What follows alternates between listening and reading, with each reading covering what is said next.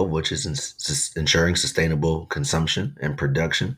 But first, let me introduce myself. My name is Mark Anthony. I'm one of the co-founders of EverSmart City. And if this is your first time joining us today, watching one of our videos, we do videos like this on all of our SDG goals that we're aligned with EverSmart City. So be sure to check out our other videos, like and subscribe to the video.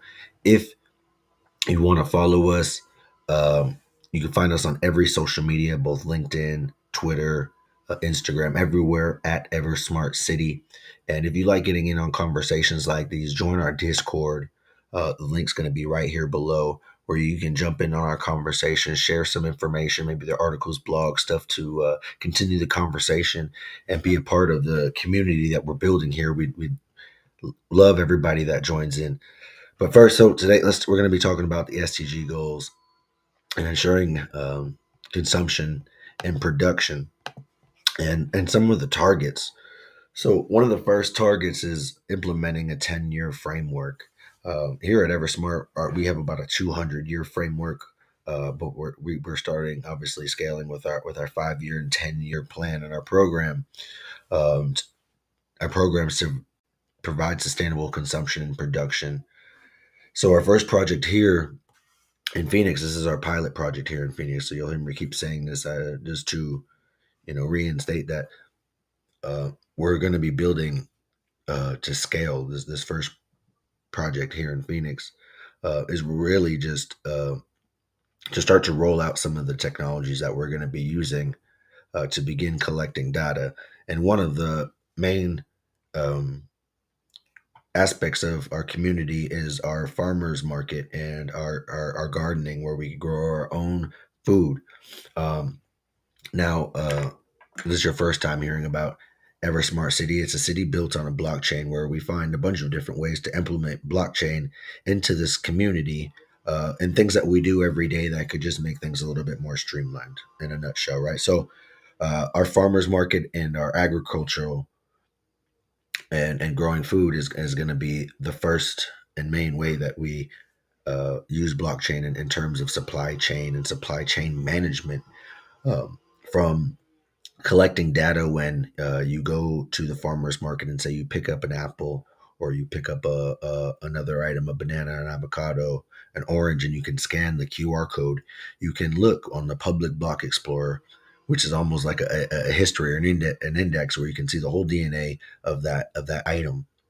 You can basically click through the timeline, through a calendar, through a date, and look at each date and see a video stream and the data that we collect. Whether what time the lights were turned on, what's the temperature, if it was watered that day, how much it was watered, if it's grown hydroponically, what were the levels of the water, the pH levels of the water, and then it will track the supply chain all the way through to consumer, to the retail level, and begin to collect data. Okay, how many people are buying oranges? How many people are buying bananas? What wallets are they going to, if they're buying with their crypto wallet? And being able to use this data right to create a better plan for what to grow. So say, with this first city in Phoenix example, Halloween comes around and people are wanting to buy pumpkins, right? Make jack-o'-lantern, stuff like that. We can start to use this block explorer and the blockchain and the supply chain to get a better understanding of how many people are buying pumpkins. That way we don't overgrow pumpkins, because the big thing with consuming and is not, it's not just recycling, it's reducing, reusing, and recycling. You don't want to over make stuff. So it will help us be able to reduce overconsumption, growing too many things that last thing we want is food go to waste. Things to sit on the shelf and just rot out, because it might not that many people that season are going to be buying pumpkins in July. They're going to be buying them in October. So using that to know when to grow stuff, how much of it to grow for the exact demand, live, right? From the consumer all the way through the supply chain, all recorded on the blockchain. This is one of the programs that we're going to be using to really develop and take lead into account of the development and capabilities of the consumption and the production of just our food supply chain, and then beginning to implement this and adopt these instruments aimed to kind of support this shift, and the future communities that we go into, whether they're U.S. based or abroad.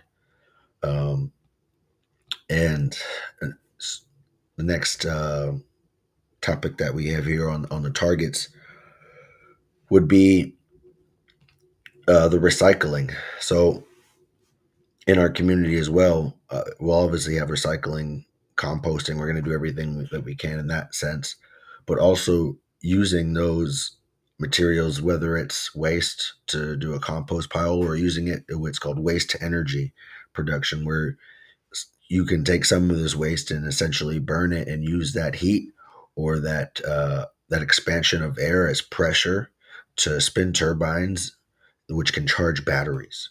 So another way to create a renewable resource. Now, there is one caveat, of course. There's always pros and cons. Is now that we have to take into account of the carbon dioxide, the smoke, and taking that and also recycling that and carbon recapturing and taking that back and breaking it down and getting carbon fibers and things of that nature.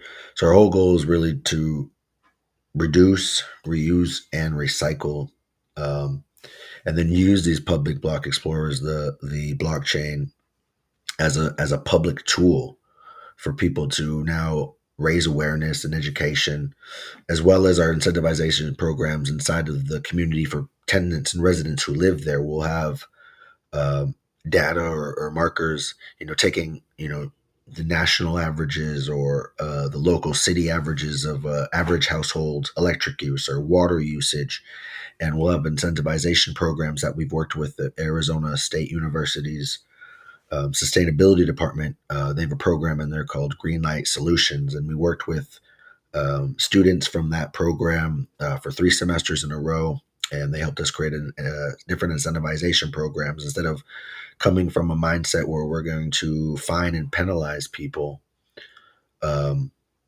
for doing things that could be harmful.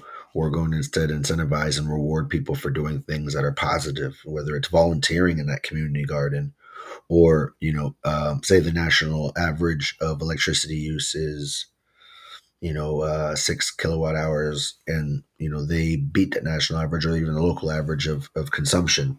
They'll be rewarded by those things, especially for the businesses that are involved in the community, because they're all residents or units where their work live space, so their storefronts below, and then their residence, their home is right on top.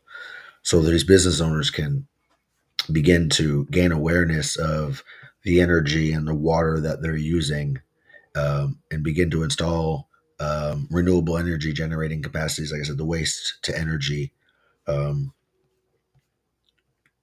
technologies, and implementing these tools like the blockchain and the public block explorer, even to a point where you can see it on an app, to really implement the standard of accounting to monitor the economic and environmental aspects of our community.